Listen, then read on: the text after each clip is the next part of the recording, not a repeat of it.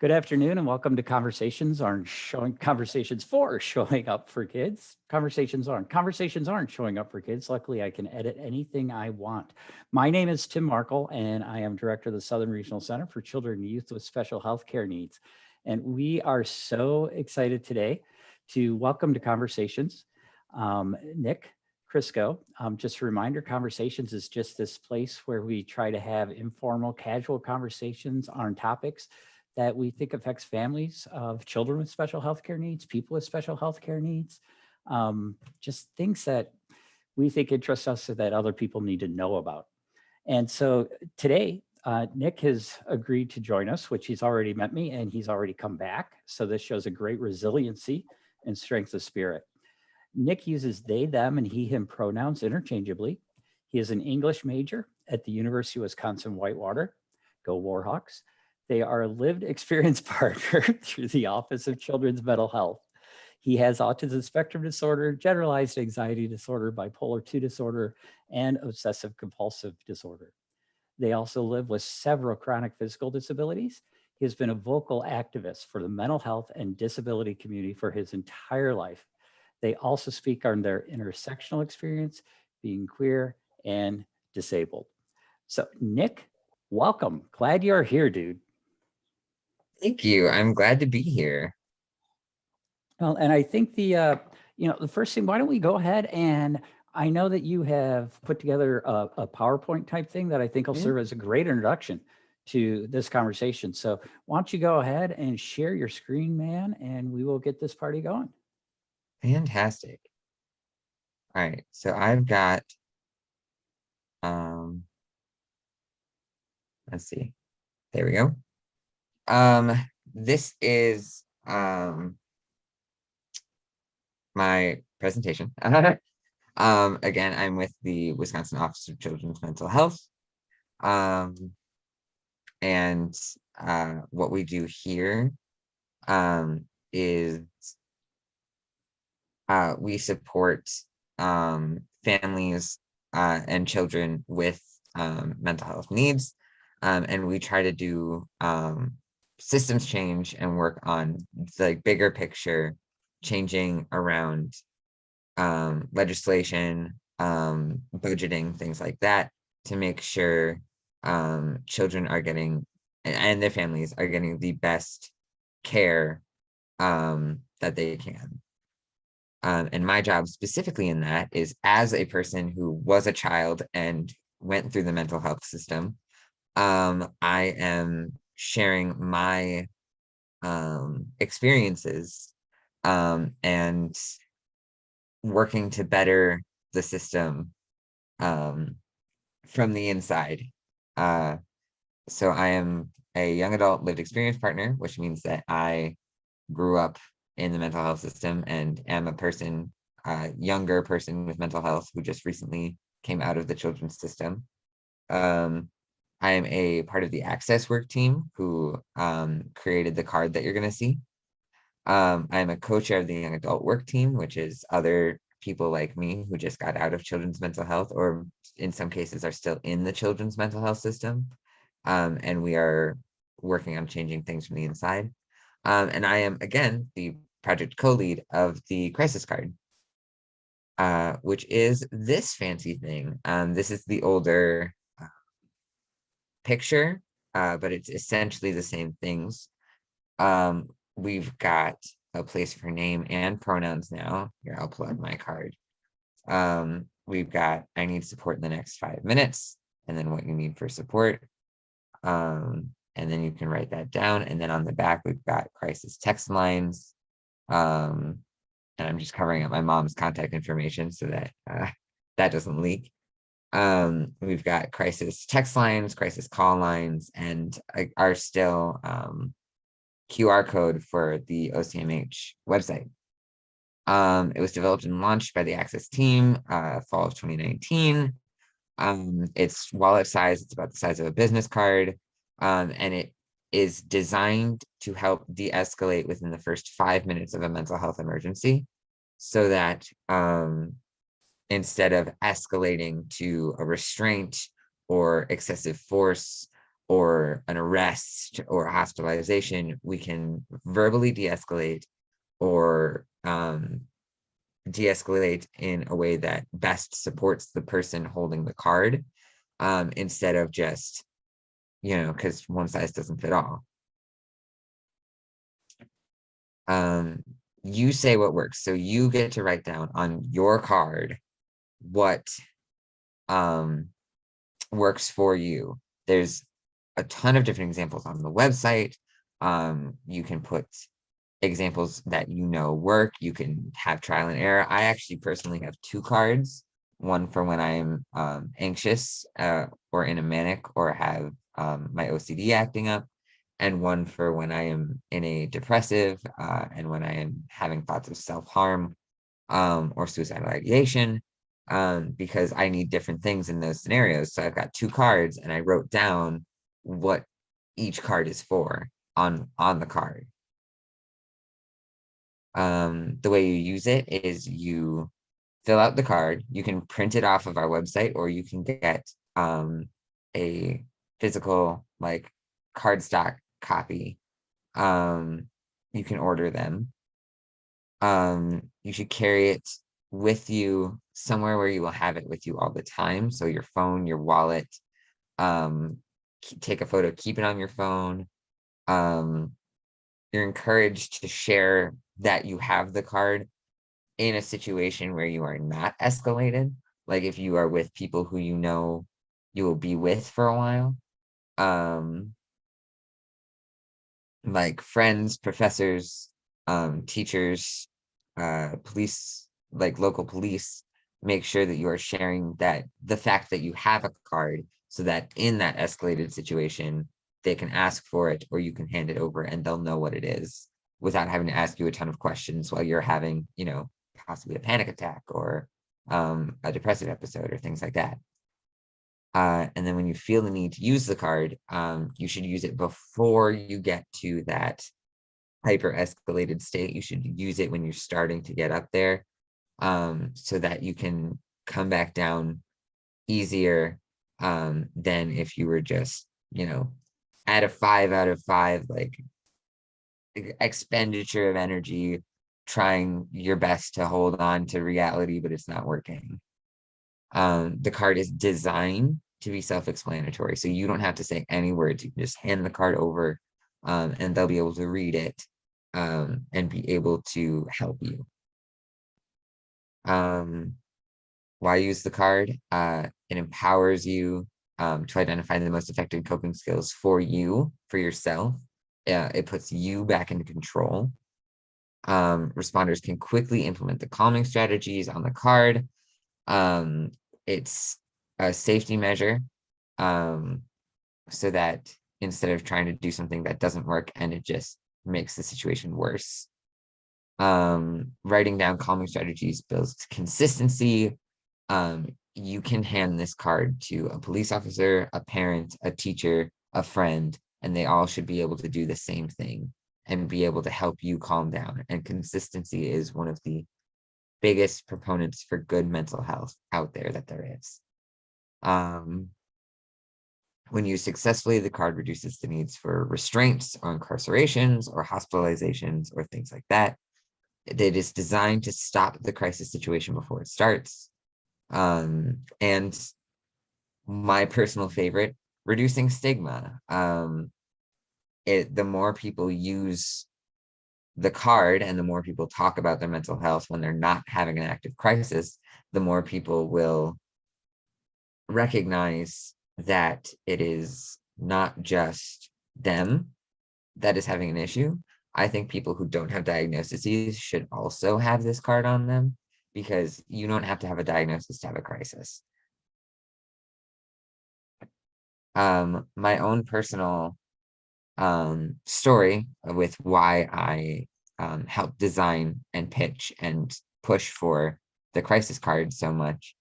When I was 17, I had, well, for my whole life up until a couple years ago, I've had a phobia of hospitals and needles specifically.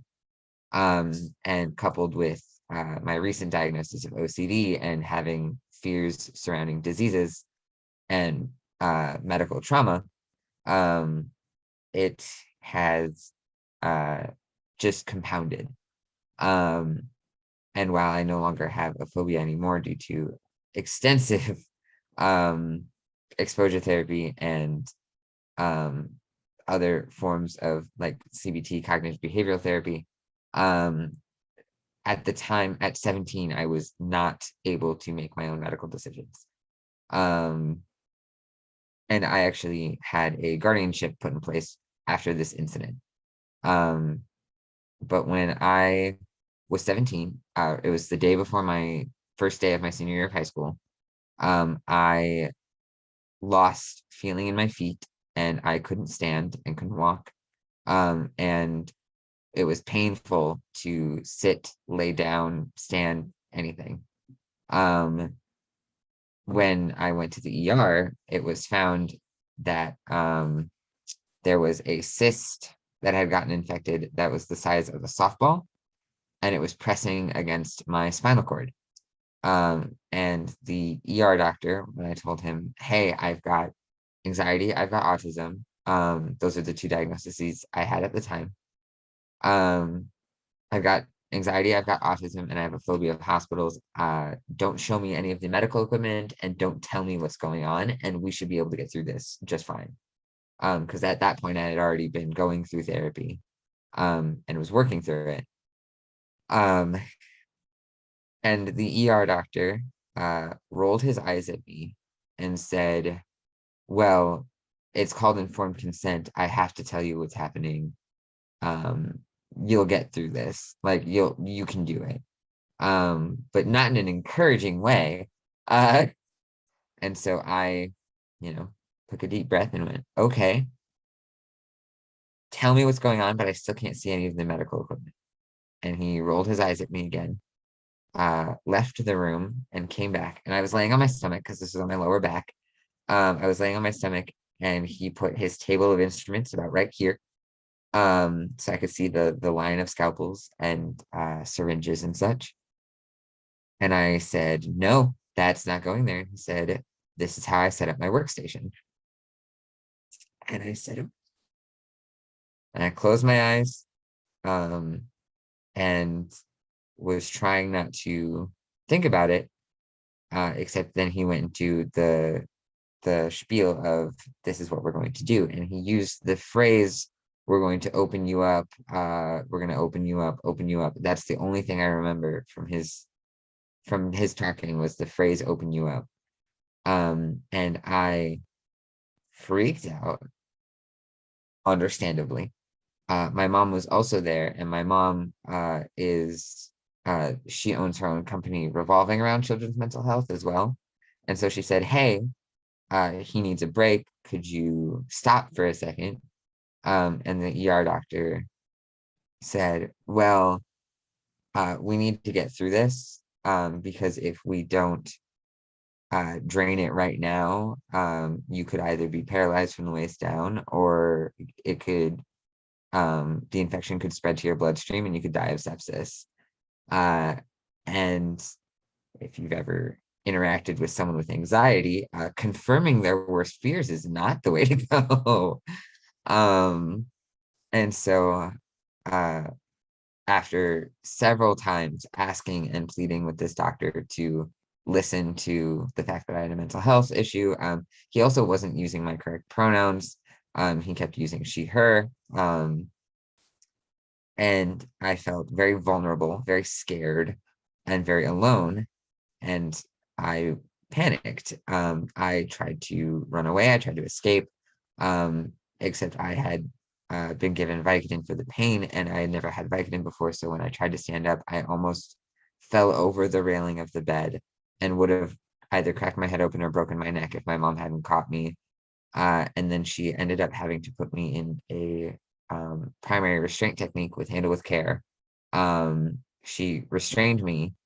The nurses attempted to help, but they weren't trained in restraints. And so they kept just trying to put their hands on my legs and say, like, calm down, which wasn't helping.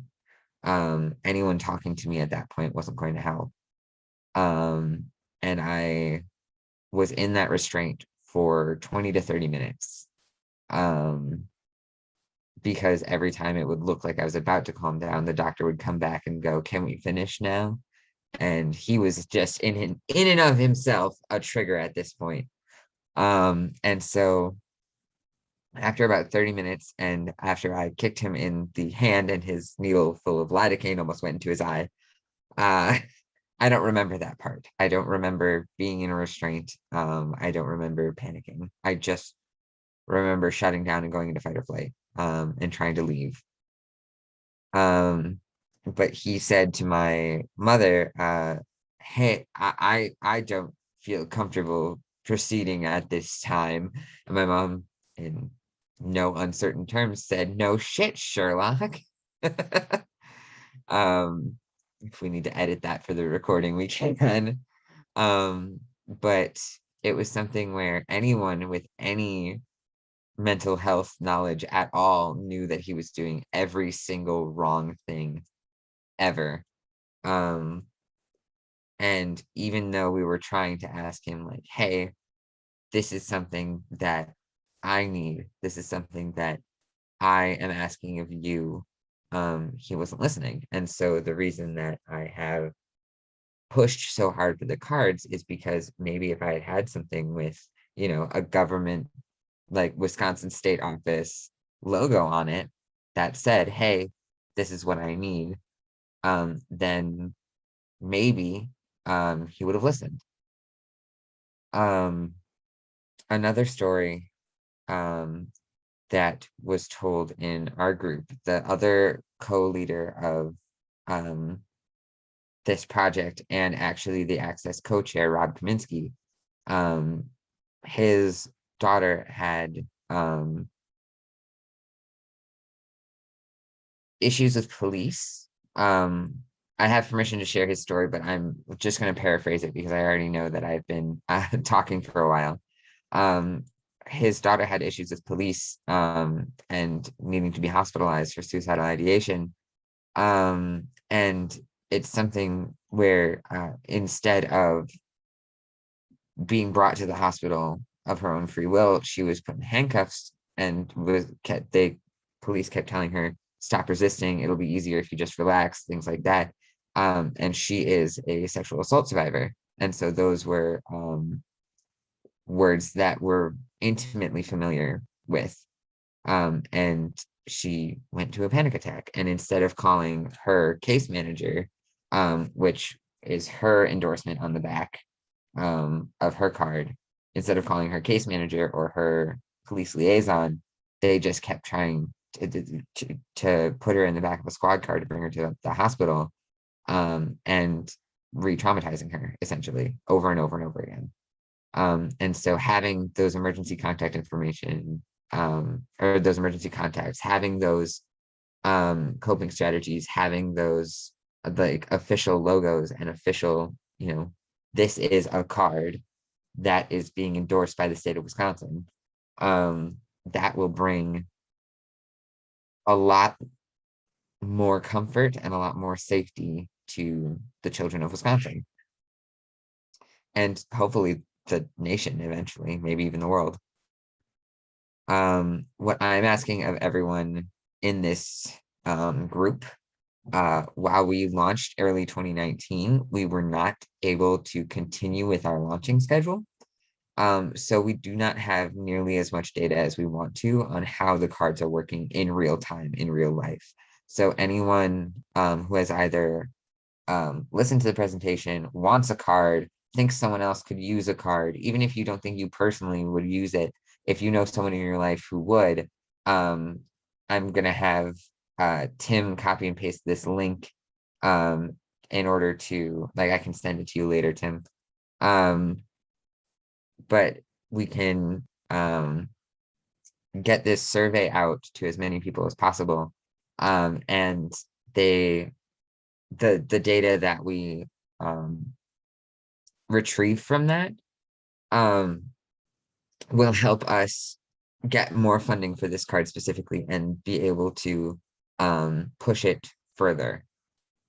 And then I've got my contact information and my supervisor's contact information as well that Tim can send to people. All right, that's my presentation done. Does anyone have any questions, comments, concerns? No, they don't get to go before I go, Nick.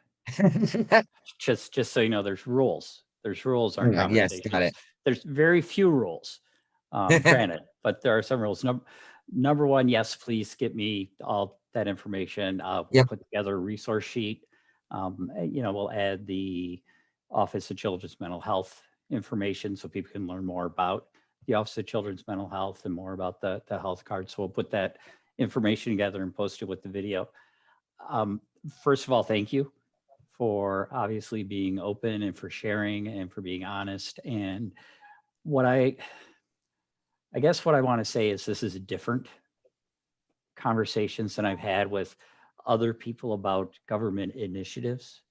I've been a part of many initiatives, but to have it tied to a personal story and to have it grounded in reality just makes a huge difference. So thank you for making that connection. Do you have any idea about any of the different places that the card has been distributed or is currently in use? Any feedback yet on that? So we've been getting some feedback from the high schools that we launched in. We've launched in 3 high schools so far before COVID hit. And then I just recently launched at Whitewater. I went to different clubs. I went to the Disability Rights Organization. I went to the Mental Health Awareness Organization, and I went to the Queer Advocacy Organization because there's such a high comorbidity between being queer and having mental health issues. I went to those 3 clubs and I presented the card to them. And we've gotten some feedback back from them, but we don't really have any concrete data on usage. It has mostly been like saying, yes, I want to use it, not I have been using it. So we're looking into that. Yeah, well, that's one of those things where, gee, we'd love to have feedback, but we really don't want people in crisis. So Yes. that's really a mixed sort of thing. Yes. So we did have a question. I don't know if you have been able to use the card yourself, but have you found, if you have you found that people are receptive to the card when you've used it, or what is? Yes and no. The times that I've used my card, it has been with people who have already known what the card was, which is why I'm an advocate for tell people before you even are in a crisis situation. This is what I need from you if this ever happens. And then when it does happen, they're there. But then instead of using the card, they just remembered what was on the card and did that. But honestly, that's even better because they were able to say, oh, he needs something cold, let's go. And this is something that we know works. It was a couple friends of mine. I was having self-harm ideations due to OCD and I couldn't get out of the cycle, and so I needed a sensory shock, and I hate cold. And so they stuck an ice pack on the back of my neck, and I was like, oh my god, that sucks. And they were like, but you're not thinking about anything, you're not thinking about it anymore. And so that the fact that they remembered without the card, but the card was integral in getting to that point, was honestly more important to me than if they had said, hey, remember that card that you designed? Let's look at that.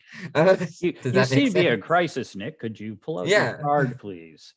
If I'm reading the signs correctly, you are That's in right. crisis mode, and I'm just screaming on the floor.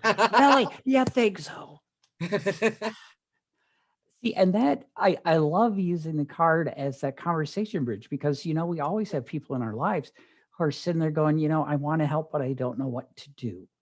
And I don't know how to ask. And I don't want to embarrass anybody by asking. And I don't want to make you feel weird by asking, what can I do?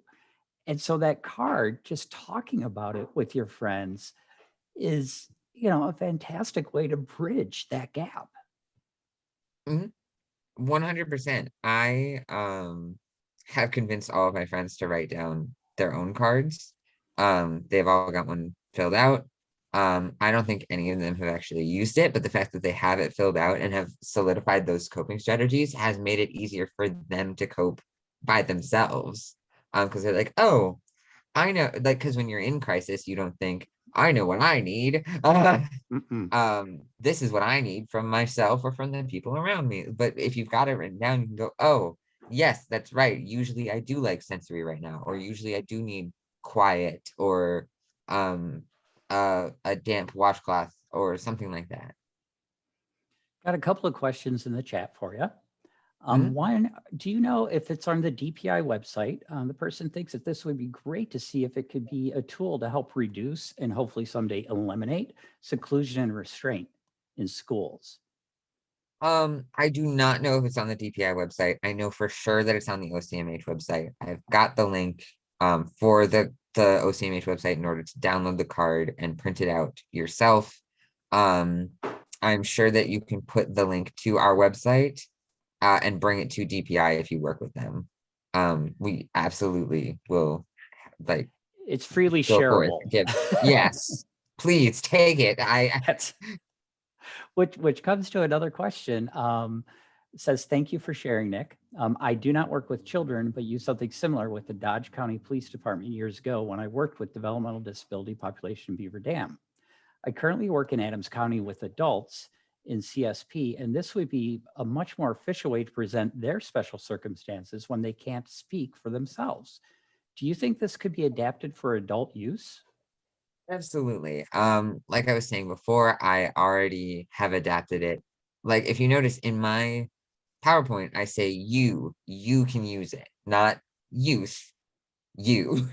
Um, yes, it was originally designed with children in mind, but what we were going originally for high school age because needing to know your own coping strategies and needing to have that introspection and self-awareness and having that mental faculty in order to do that was necessary for us because you need to fill out the card yourself. So absolutely, it can be adapted for adult use. Again, I've got two of them, uh, and my friends and my colleagues at school also use them, and so it's absolutely it is for anyone and everyone. I encourage anyone and everyone to have, if not this official card, at least something that they have um, that lists their coping strategies and their contact person in an emergency and things like that. I would like it if it was this card, but I also recognize that that's not going to happen every time. Right. But like you said, when we're in crisis, sometimes we don't think as well, rarely do we think as clearly as we should. But maybe if we could convince ourselves that when I'm starting to feel that loss of control, Mhm. when I feel myself getting agitated and overwhelmed, that I know to at least reach for the card. And then Yep. I could be agitated with a card with me that could help other people help me be not agitated when I'm unable to help myself become Exactly. unagitated. So that Mhm. would be a goal. And personally, in the then crossover with the job that I use, that some of the people that I work with, I am so seeing this card as being useful. Similar cards already have, but reminding people in the autism community about this card as well is we have a lot of Yep. kiddos that are nonverbal. We have adults that are nonverbal. And sometimes when you don't respond verbally to people, they get really freaked out and they just don't know what to do. And so to be able to have that mechanism that, I'm not who I am right now, I need help. I need Mhm. help to calm down would be really important. Yep. So That I was like that yeah. crossover. That was one of the other main things that we had in mind when designing the card was we wanted it to be something written down so that if you were nonverbal or non-speaking at that point, and if you didn't know sign and you couldn't like write down anything, then you could still have something, anything to um, help yourself and help the people around you help you. Absolutely. Now, there is also a comment in the chat that I think this is a great idea too. This would be a great thing to put in a student's IEP. Thanks so much for creating this great resource. Can you imagine that if there was a goal, an IEP goal around understanding my calming techniques, Mhm. understanding who my supporters were, and what I can do when I get agitated? I mean, that Yep, falls right into social emotional learning. that should just be the standard. Yes. Is teaching every kid, not even kids, just kids with IEPs, but every kid, this is my support system. These are my calming techniques. This is how I can ask for help when I need it. Like that's oh it Well, bothers me that I had to go through social skills training and my peers did not, and now I'm better at it than they are. well, that's, trust me, I've now worked at enough jobs to know that that should also be, part of employment, along with cybersecurity. Let's be teaching Yeah. social skills at our places of employment as well. Yeah. Yes, proper retention of records is very important, but so is learning how to get along with each other. Mhm. So I totally agree with you.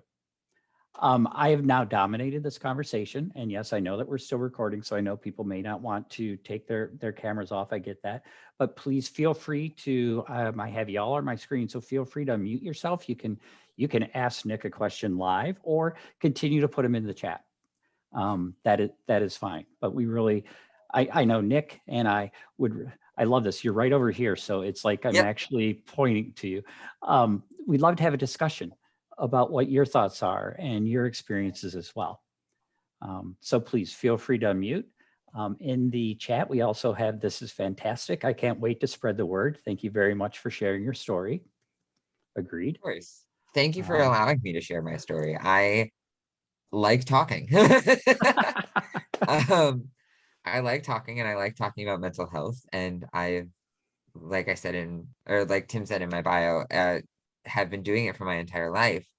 I was diagnosed with autism and anxiety at 8, but wow. because that, but like, is that oh wow because that's young or oh wow because that's old? No, oh wow. Well, two things. Oh wow, because it's old. Okay, so Mhm. wondering what happened before, but also the fact that a lot of times those will get diagnosed separately and don't Yep, get teased out until later. yep, In especially with somebody's with autism's life, is then everything gets blamed on the autism and they never get diagnosed with anxiety, or yep. everything gets blamed on anxiety and they never get diagnosed with autism. Yep. So what had happened was I was throwing up before and after school, and not eating and not going to the bathroom and not paying attention in class. And I was so anxious that and all the time, but my fight, flight, or freeze response was freeze. And so it looked like I was the perfect little student. Um, and that's what happened. That's why I was so old when I got diagnosed, because I wasn't diagnosed until after my brother's about 4.5 years younger than me. He was diagnosed first, and then my mom looked at him and looked at me and went, "Oh, this one too." Yeah. um, and so um when I did eventually get diagnosed, because I was 8 years old, I was too old for any services, and I Right. had already taken an IQ test, and my IQ knocked me out of any services. I didn't get Yep. any financial aid for any therapies or anything. It took 3 years to get an IEP, Mhm. or 2 years, something along those lines. I did not get an IEP until fourth grade, and I was like roughly 10, 11. And so because I was the actual words used were, yes, your child is disabled, but not disabled enough for services.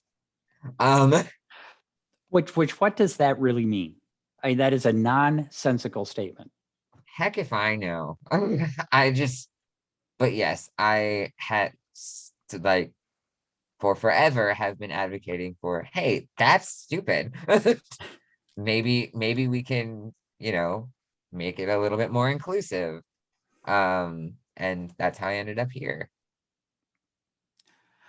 Well, I am going to give everybody one last chance to. I know that we've had a really good question in the chat. So thank you very much. But if anybody would like to just go ahead and say hi or ask questions, Heather, go ahead. Hi, Nick. Hi. Yeah, thanks for doing this. What is your thoughts about adding or I guess adding a diagnosis onto the card? I'm a case manager for in the children's system for parents with children with significant disabilities. And what I see a lot is parents struggle with outside people judging their parenting, judging their child. Why is your child acting bad? And they don't feel like explaining it all. Do you think having the diagnosis on the card would benefit, or is it just you want to kind of streamline it to what you need right this minute? So yes, that second one, we actually we talked about putting diagnoses on the card. And we said, no, it would just be a like within the next 5-minute situation. And also it's a,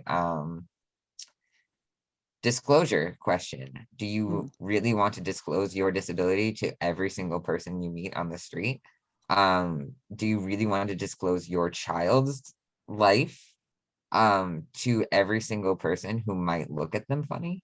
Like, yes, it's nice having a reason for why that person is having a meltdown, but do they really need it, or do they need to help in that situation, regardless of if there's a diagnosis or not?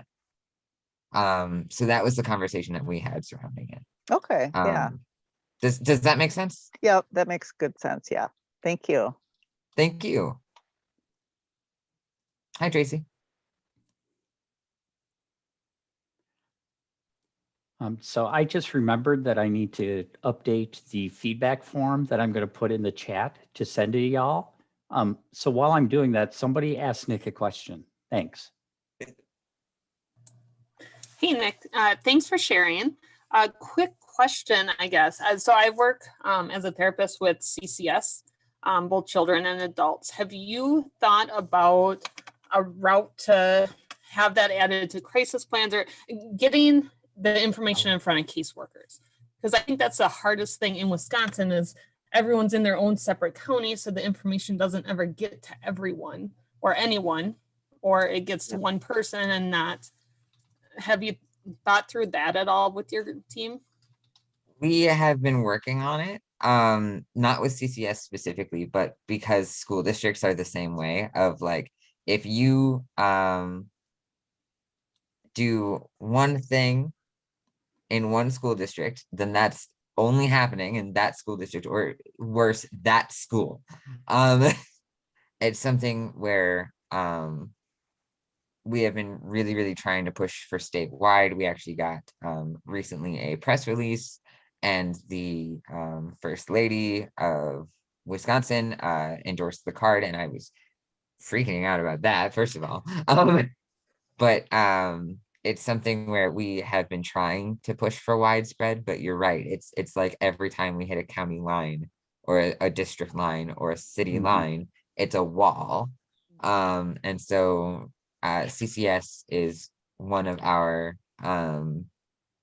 places that we're going to next. Right now, we're focused mostly on school districts because we want to get the cards in the hands of the kids. The students. Awesome. Yeah, because I could see this being added to the crisis plan that's already developed. Yep. Awesome. I like it. It's yeah. And Val, I would say not just for CCS, but also for CLTS. Oh, yeah. I mean, there's so many kids that, just to have that that way to communicate would be huge. So I love that idea. Any other questions before we close it on out? Fantastic. Well, Nick, thank you so very much for a heck of an entertaining 43 minutes. I have really appreciated it. I've really enjoyed it. For those that are on with us, there is a short survey, which hopefully is updated in the chat box. If you could just take a couple minutes so that we know how we're doing and so that we can then update and And figure then out what can- we should do next. Yes, Nick. Can I also copy and paste my survey into the chat box? Yes, absolutely, Fantastic. positively. So we will continue with the conversations showing up for kids next week. We're talking about how to write a quality IEP for transition students in autism. Somebody from a research project will be on and talk to us about what they have learned. So hopefully you can come back next week. That'll be at noon. If anybody wants to hang on, I'm just going to stop the recording. And then if you want to talk or ask any questions off air, totally understand. Not everybody wants to ask during a recording. So just so you know, we will be stopping the recording, but thank you all. You are also free to go. Thank you all so much for being here. Thank you so Thank you. much.